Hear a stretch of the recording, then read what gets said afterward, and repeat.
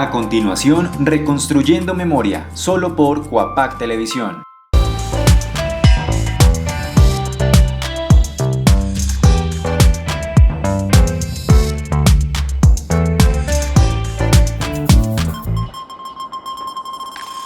Bienvenidos a un capítulo más de Reconstruyendo Memoria.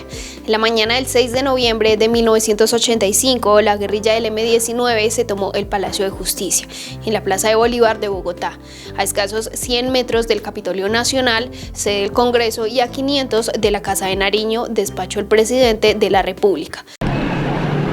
A pocas cuadras de la Casa de Nariño, a menos de 200 metros del Congreso de la República y la Alcaldía de Bogotá, 7 guerrilleros comandados por Alfonso Yaqui e Irma Franco, vestidos de civil y armados, ingresaron al Palacio de Justicia. Eran las 11 de la mañana. Luego de tomar posiciones, por teléfono dieron vía libre para que Luis Otero y Andrés Almarales, junto con otros 27 guerrilleros, irrumpieran en 2 camiones provenientes del barrio Calvo Sur y dieran inicio a la toma que pretendía hacer un juicio popular al presidente Belisario Betancur. El asalto, denominado Operación Antonio Nariño por los Derechos del Hombre, tenía como fin hacerle un juicio mediático al presidente Belisario Betancur, a quien este grupo responsabilizaba por haber roto la tregua pactada un año antes en el marco del proceso de paz que el gobierno adelantaba con los grupos guerrilleros.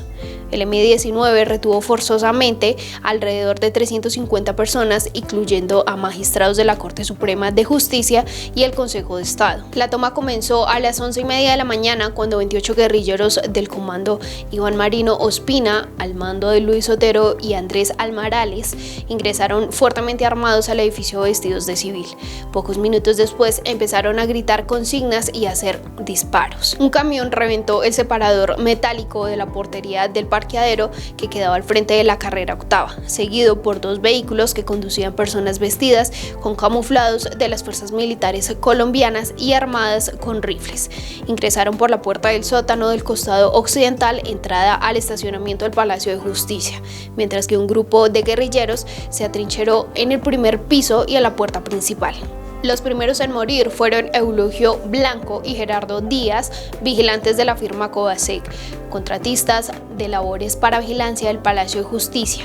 Blanco y Arbeláez no lograron utilizar sus revólveres. Durante el ingreso de los guerrilleros, un agente de policía resultó herido. A las 12:30 de ese día, una hora después del inicio de la toma, 35 guerrilleros controlaban el palacio y tenían a casi 300 personas como rehenes. A partir de la 1 de la tarde del 6 de noviembre, la fuerza pública asumió la acción ofensiva.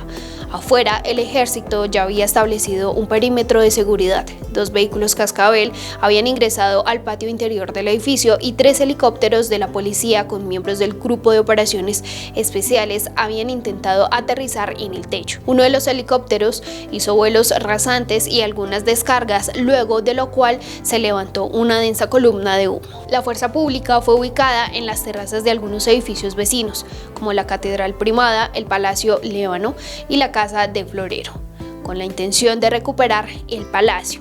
Con el ingreso de los tanques, la situación se recrudeció.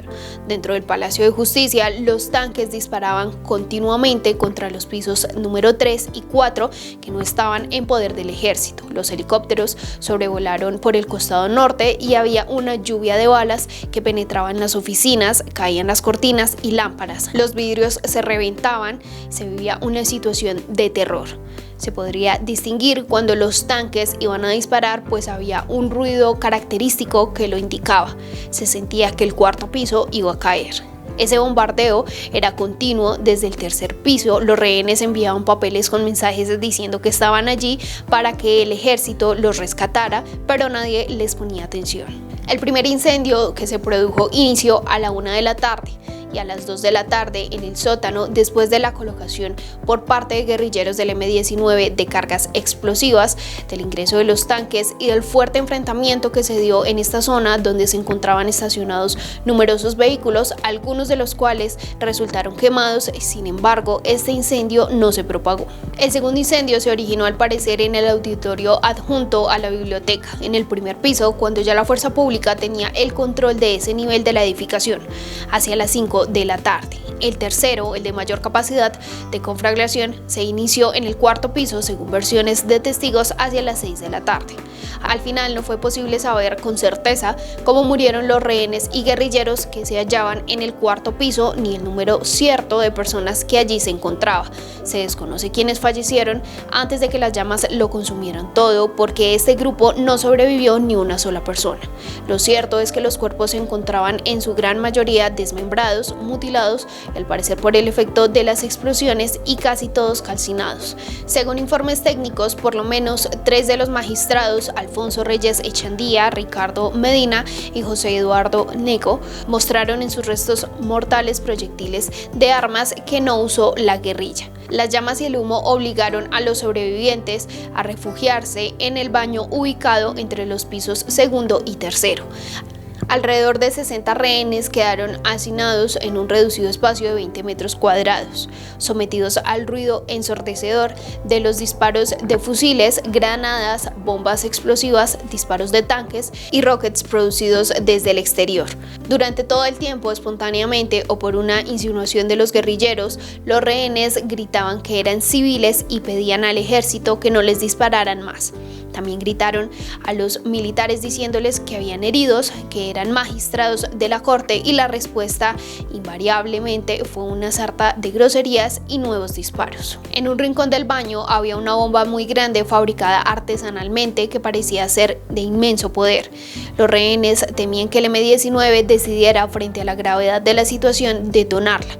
La bomba, sin embargo, no fue detonada.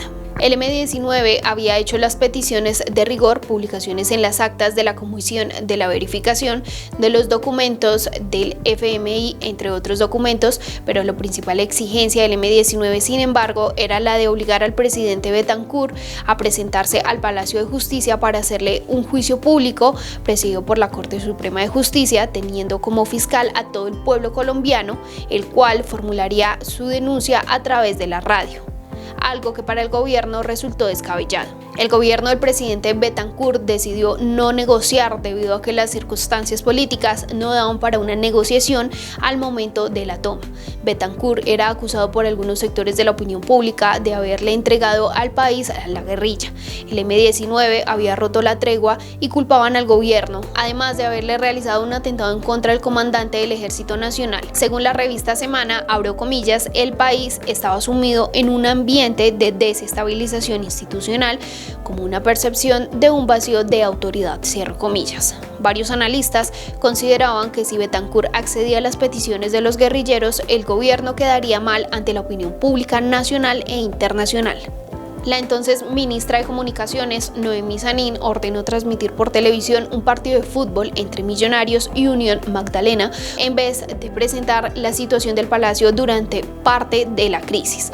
Según algunas fuentes, no estaba permitido transmitir la operación de la retoma del Palacio de Justicia.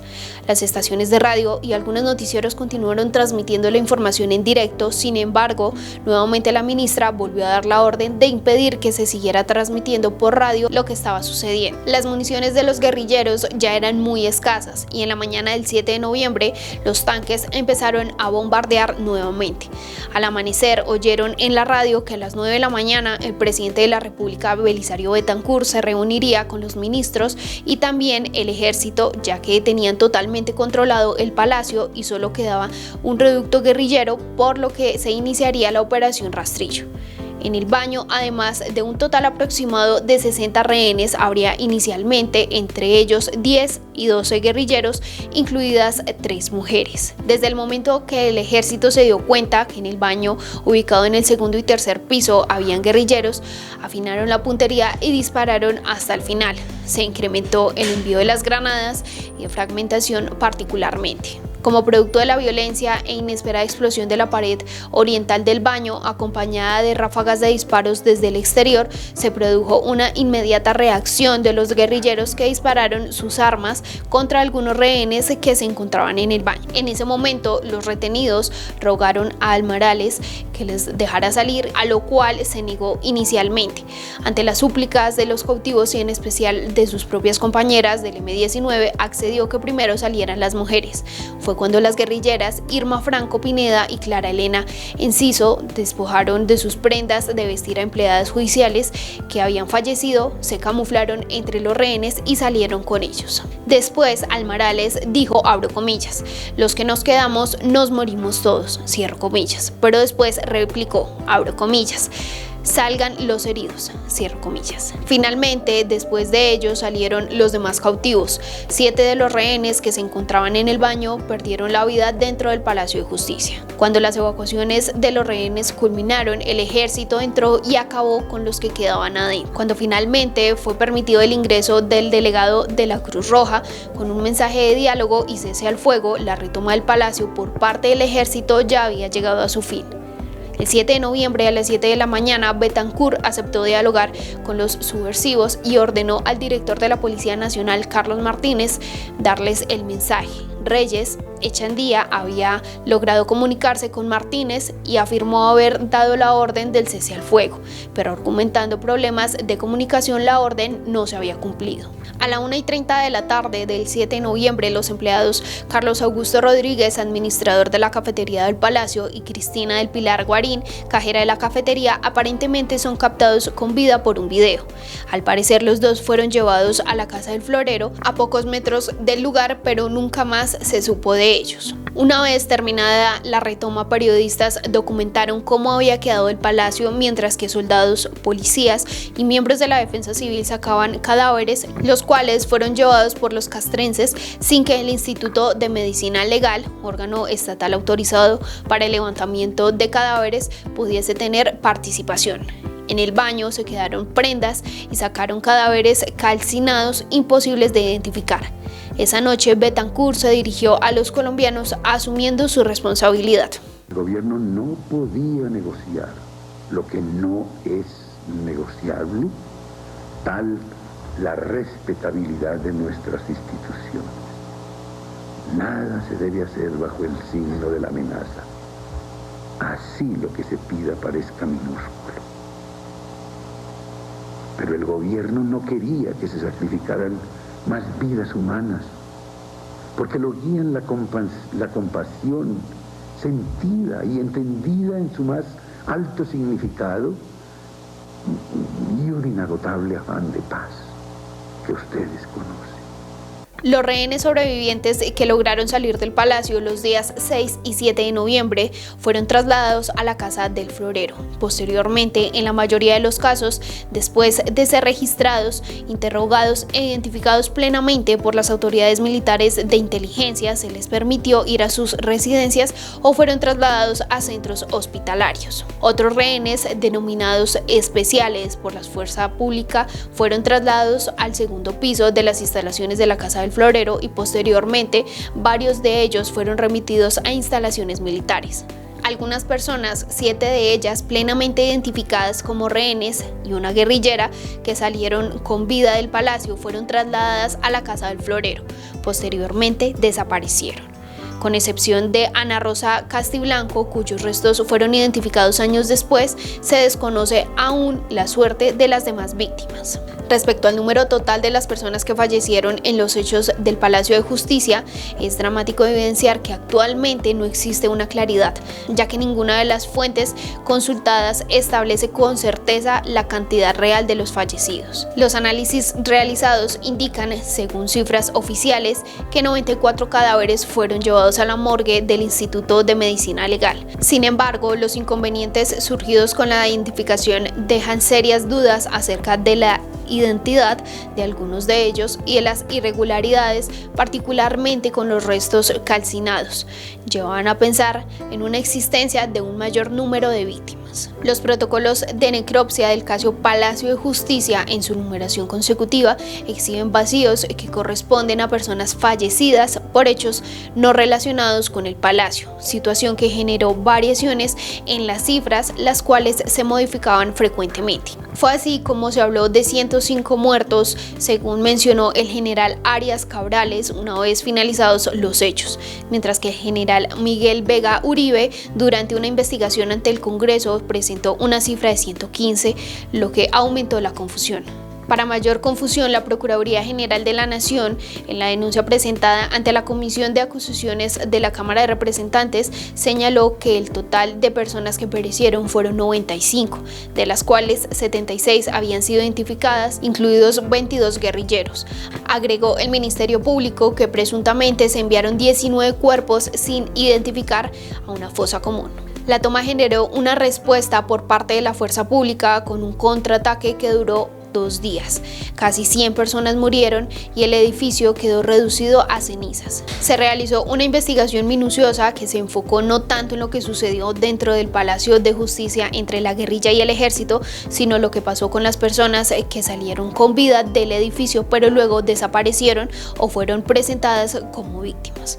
El informe, que contempla videos en 3D y reconstrucción minuto a minuto de lo que pasó ese día en el centro de Bogotá, revela cómo los trabajadores de la cafetería, estudiantes, visitantes, guerrilleros y magistrados que fueron clasificados como especiales o sospechosos fueron detenidos, llevados a diferentes instalaciones militares de la ciudad, torturados, ejecutados y en algunos casos desaparecidos por las Fuerzas Armadas. En el año 2005 se confirmó por la Comisión de la Verdad, integrada por los ex magistrados de la Corte Suprema de Justicia, José Roberto Herrera, José Aníbal Gómez y el magistrado de la Corte Constitucional Nilson Pinilla.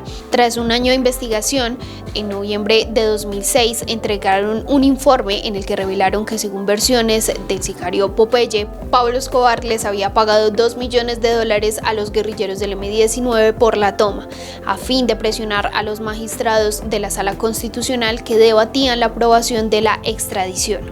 La comisión declaró responsable de la masacre al M-19, al presidente Betancur y al Ejército Nacional de Colombia. La comisión también concluyó que el presidente de la época, Belisario Betancur, fue un simple espectador en la situación y no logró intervenir directamente en la operación de la retoma del palacio por parte del Ejército Nacional ni en los hechos posteriores, contradiciendo sus palabras dadas en una alocución en la noche del 7 de noviembre, una vez terminada la retoma, en la que asumía la responsabilidad de lo sucedido. La Comisión de la Verdad consideró que la acción del Ejército Nacional fue desproporcionada y no buscó salvaguardar la vida de los rehenes. Los resultados de las últimas investigaciones dejan grandes dudas sobre el origen del fuego de las instalaciones del Palacio de Justicia. Una hipótesis indica que fue un misil disparado por el Ejército Nacional el que inició el fuego, mientras que otra apunta a que el misil fue disparado para hacerle un boquete a la pared por donde pudiera salir el humo causado por el incendio. En la actualidad aún sigue existiendo mucha incertidumbre sobre lo que ocurrió durante la toma y los desaparecidos.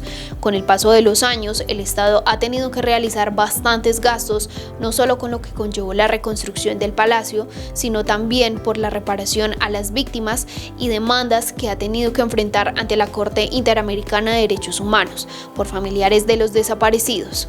Se estima que en la reconstrucción del palacio se intervinieron alrededor de 100 millones de la época. Las demandas en la Corte Interamericana de Derechos Humanos suman alrededor de 50.000 millones de pesos, lo que también ha conllevado un gasto en abogados de cerca de 1.200 millones de pesos.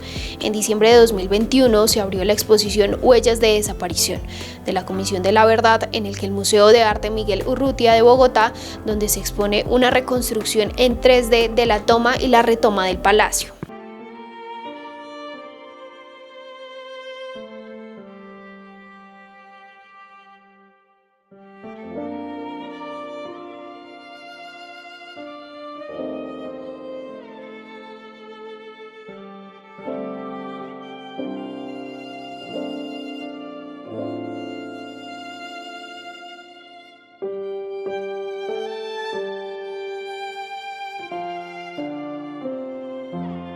Soy Sandra Beltrán Hernández, hermana de Bernardo Beltrán Hernández, uno de los meseros de la cafetería del Palacio de Justicia.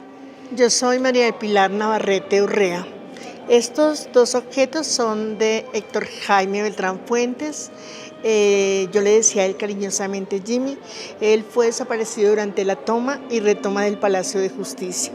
Mi nombre es Marta Amparo Peña, hermana de Norma Constanza Guerra, víctima de la toma y retoma del Palacio de Justicia en 1985. Mi nombre es Débora Anaya Esguerra, yo soy hija de Norma Constanza Esguerra, desaparecida en la retoma del Palacio de Justicia en 1985. Yo soy Inés Castiblanco, hermana Ana Rosa Castiblanco, desaparecida el 6 y 7 de noviembre de 1985 en la toma del Palacio de Justicia.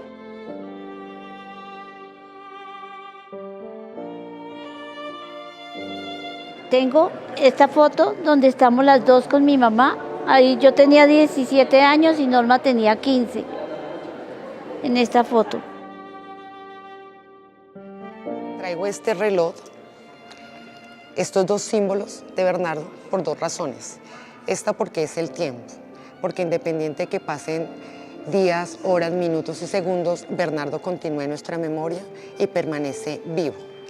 Este reloj tiene una historia muy particular. Aunque su cuerpo había salido vivo y lo veo completo, salir vivo del palacio, posteriormente a los años aparece calcinado. Y este reloj, el año anterior de la entrega de Bernardo, volvió a andar. Es un reloj de pulso, es un reloj que ha andado conmigo estos 37 años y que ese día coincidencialmente andó.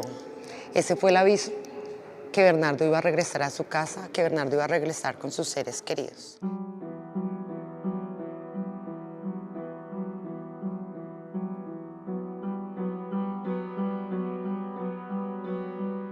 Bueno, la historia de estos dos objetos se entrelazan entre sí, ¿no?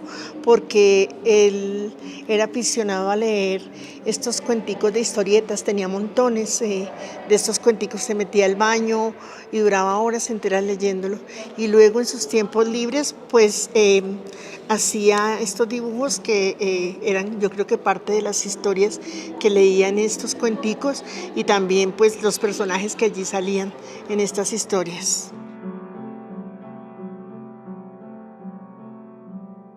Hicimos una familia con todos los 11 desaparecidos del Palacio de la Cafetería.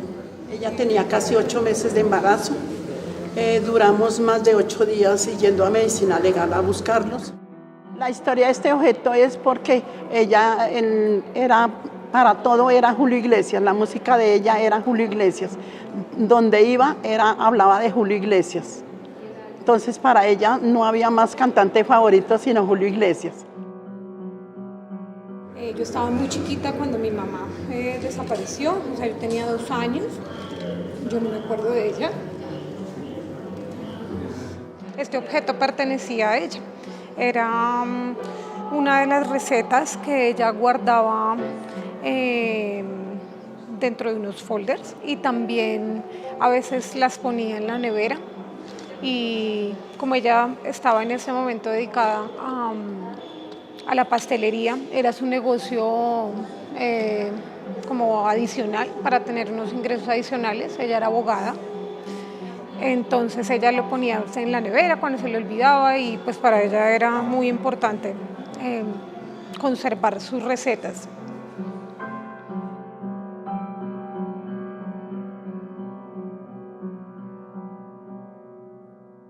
La encontró mi mamá en la cafetería, en el piso, junto con la chequera que está rota y las facturas de todos los pedidos de pastelería que ella tenía que entregar ese día. Y estaba llena como de barro, como de tierra, de agua. Estaba fea, estaba toda pisada. No encontramos su cédula. Ahí no se encontró en papeles, había una fórmula de Debbie, del médico, unas fotos, las facturas, la chequera, la cédula no se encontró. Ni el pase. Ni el pase del carro tampoco. Bernardo tenía 24 años, después de 27 horas de masacre por parte del Estado colombiano, de la fuerza pública, vemos salir a Bernardo vivo del palacio, ser conducido hacia la Casa del Florero. Es retenido, torturado, asesinado, calcinado y posteriormente desaparecido para 33 años después encontrar su cuerpo en Filadelfia, Caldas, en la ciudad de Manizales. A través del tiempo hemos venido transmitiéndole a niños, a personas grandes, a universidades, qué son las huellas de la desaparición. También tengo esta foto que es él y al respaldo está la foto que él llevaba el día que lo desaparecieron. Afortunadamente existen los negativos, y esta foto se fue con un juramento que nunca debía haber hecho, pero que lo hice, porque es que me botaba todas las fotos, y antes de irse le dije: te voy a prestar la foto, porque me molestó toda la noche que se la prestara. Eran las niñas disfrazadas de brujas.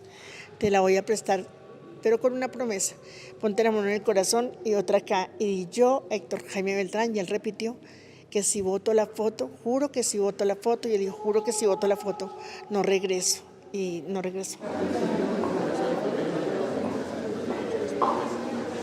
El valor histórico para nosotras, esto vale mucho. No es lo importante el significado del disco, sino los recuerdos que tenemos políticos, y nosotros siempre cuando escuchamos la música de Julio Iglesias nos recordamos de ella, aunque a diario pues uno recuerda a Ana Rosa. Estos objetos de Héctor Jaime, de Jimmy, yo diría que son como un anzuelo para pescar en la memoria, para pescar en el sentimiento de todo lo que nosotros sentimos por él, porque aunque Héctor Jaime fue desaparecido, torturado y asesinado, siempre está presente en nuestros corazones, en el de la familia, y pues de la misma manera hace parte de la historia de este país. Esto, así sea un objeto y sea algo material, representa que ella estaba presente en este país, que no pueden borrar su memoria, que por más de que intenten, no van a lograr que los desaparecidos del Palacio de Justicia queden en la impunidad y queden en el olvido. Agradecemos mucho que compartan esto con nosotros y que tengan la confianza de dejar estas piezas aquí para compartir en esta exposición de huellas de desaparición. Y esperamos en el tiempo que está la exposición y después de la exposición poder seguir contando esta experiencia que ustedes nos han brindado y la oportunidad que nos brindan de aprender y conocer esta realidad que muchos no entendemos ni conocemos por falta de atención realmente. Muchas gracias, muchas gracias, y esperamos hacer honor en este tiempo de todo lo que nos están contando. Muchas gracias. Hemos llegado al final de nuestro capítulo de Reconstruyendo Memoria, hoy hablando de la toma del Palacio de Justicia, hecho que cumple 37 años de historia.